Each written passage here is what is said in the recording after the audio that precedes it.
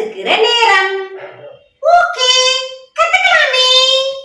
இந்த இடியம்னு சொல்றாங்களே, அப்படின்னா என்ன?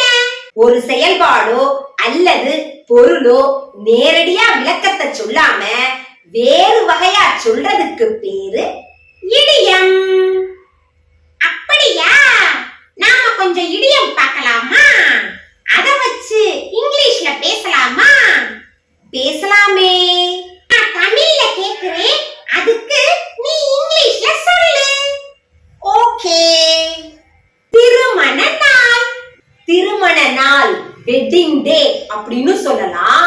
a big day அப்படின்னு சொல்லலாம். திருமண நாள் a big day. உங்களை பார்க்கறவங்க பொறாமைப்படுற அளவுக்கு நீங்க இருக்கீங்க. eat your heart out. eat your heart out. மிக வேகமாக. very quickly இல்லனா in a heartbeat. நல்லா செய்யி. good luck இல்லனா break a leg. நேர்மையான கலந்துரையாடல். having a heart to heart. குற்ற உணர்ச்சியை அல்லது இரக்கத்தை உணரச் செய்வது. tugging at your heartstrings. வாக்குவாதம் செஞ்சிட்டு நண்பரா ஆகிறது.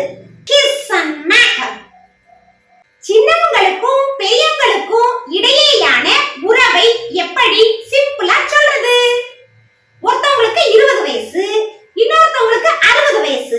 இவங்க ரெண்டு பேருக்குமான உறவை எப்படி ஆங்கிலத்துல சொல்லலாம்?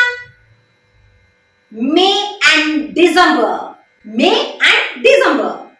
ஒரு பொண்ணு கல்யாணத்துக்கு முன்னாடியே பிரெக்னன்ட் ஆயிட்டா, அதனால கல்யாணம் அரேஞ்ச் பண்றாங்க. அந்த வெட்டிங்க எப்படி ஆங்கிலத்துல சொல்லலாம்? a shotgun wedding. a shotgun wedding. கல்யாணம் பண்ணிக்கிறியா அப்படின்னு கல்யாணத்துக்கு ப்ரப்போஸ் பண்றத எப்படி சொல்லலாம்? he popped the question. he popped the question. கல்யாணம் பண்ணிக்கிறியா? get down on one knee. get down on one knee. நாம கல்யாணம் பண்ணிக்கலாமா? let's get married or let's get hitched. let's get married or let's get hitched. Thank you.